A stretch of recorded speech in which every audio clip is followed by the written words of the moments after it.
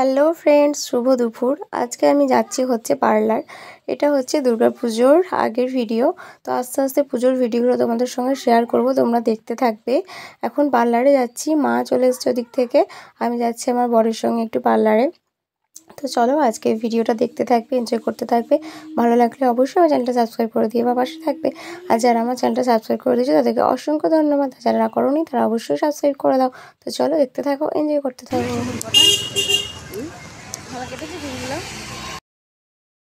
Parlour থেকে বেরিয়ে এসে মা মেয়েতে এখন একটু খোশ গল্প হচ্ছে।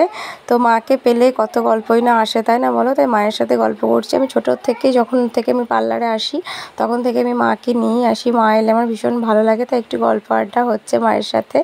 আর আমার হাজব্যান্ড গেছে একটু দোকানে, তো এলে আমরা বাড়ির দিকে যাবো। এখন ছেলে খাচ্ছে এখানে মোমো।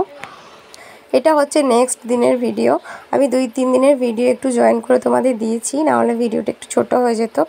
এখানে দেখো আমি এসে গেছি কিন্তু আমার ছেলের স্কুলে একটা বার্ষিক প্রোগ্রাম ছিল, সেই জন্য এসেছি। আর এখানে ঢাকের তালে একটা নাচ হচ্ছে, বড় বড় দাদাদের নাচগুলো হচ্ছে, সেগুলি একটু ছেলে দেখছিল আর এনজয় করছিল।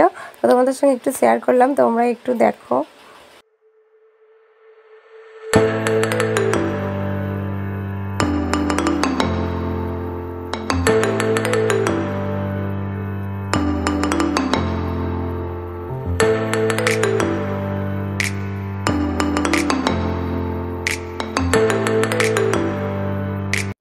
এটা হচ্ছে ষষ্ঠীর দিনের ভিডিও। ষষ্ঠীর দিনে কিন্তু আমাদের প্যান্ডেল হয়ে গেছিলো সম্পূর্ণ কমপ্লিট।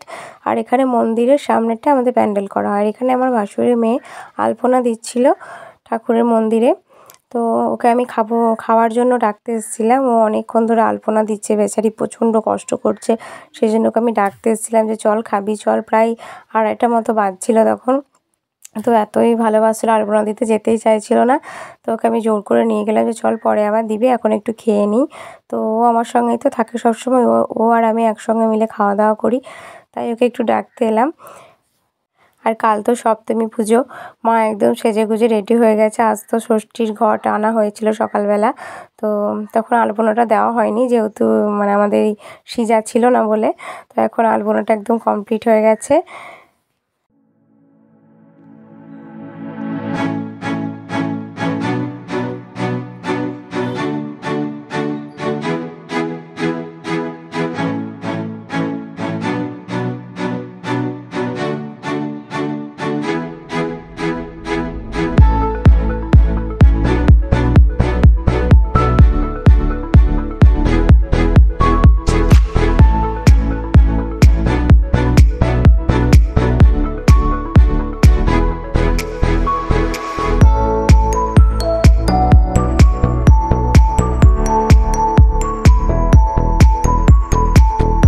এখন খাওয়া দাওয়াটা করে নিলাম। তারপর বিকেলের দিকে আমার 2 জাই মিলে বসে পড়েছে নাড়ু বানাতে। তো এবছরে ওদেরকে করতে হচ্ছে, কারণ আমার শাশুড়ি মায়েরা ছুতে পাবে না। বাড়িতে ঠাকুমা মারা গেছে, আমার শ্বশুরমশাই মারা গেছে বলে আমিও কিছু করতে পারবো না। সেজন্য ওদের উপরে একটু চাপ পড়ে গেছিলো এবারে। তো এখানে দেখো সন্ধ্যাবেলায় কিন্তু ষষ্ঠী গীতি হবে, সেই জন্য কিন্তু ঢাক একদম এসে গেছে, আমাদের ঢাক বাজা শুরু হয়ে গেছে। সন্ধ্যাবেলায় ষষ্ঠী গীতি শুরু হয়ে গেছে। আমাদের বাড়ির 2 ছেলে মিলে পুজো করছে, আমার ভাসুরের ছেলে আর আমার ননদের ছেলে, ওরা 2জন মিলেই পুজো করে প্রত্যেক বাড়ি। আর এখানে আমার ভাসুরের মেয়েটাও বসে রয়েছে, ও একটু শাড়ি পরে বসেছে, বেলপাতা ফুল এসব তুলে দিচ্ছিল ওদেরকে, দাদাদেরকে। তো চলো তোমরা দেখতে থাকো। ওম ওম এতো গন্ধস্প্রে ওম নারায়ণায় নমঃ ওম নারায়ণায় নমঃ এতো গন্ধস্প্রে এতো সম্পদানায় পূজনীয় দেবদেবী কোনে বনমঃ এতো সম্পদনীয় পূজনীয় দেবদেবী কোনে বনমঃ নমঃ এটা তো সিজারও একটু হচ্ছে ও মাইটা ওইদিকে গিয়ে তোলটা চাল 2 জনারই খোলা হবে।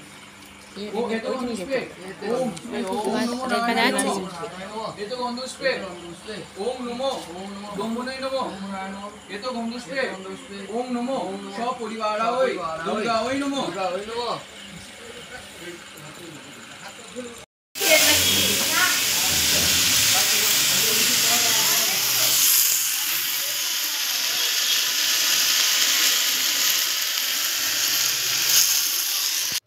রাত্রে রান্না বান্না তো হচ্ছে দেখতে পেলে, ওটা একটা আমাদের কাকিমা রান্না বান্না করে দেয় আমাদের পুজো কয়দিন। তো এখানে আমরা চলে এলাম একটু বসতে, গল্প করতে। এখন তো খাওয়া দাওয়া করবো না, এখন অনেক দেরি আছে, সেই জন্য এলাম। আর বাচ্চাগুলো এখানে বোম ফাটাচ্ছিল সেটাই দেখতে এলাম। আর মায়ের কাছে একটু বসেছিলাম, মায়ের কাছে বসে থাকতে আমার ভীষণ ভালো লাগে। তো চলো আজকের ব্লগটা এখানে এন্ড করছি, আমার নতুন ব্লগ নিয়ে খুব তাড়াতাড়ি আসছি।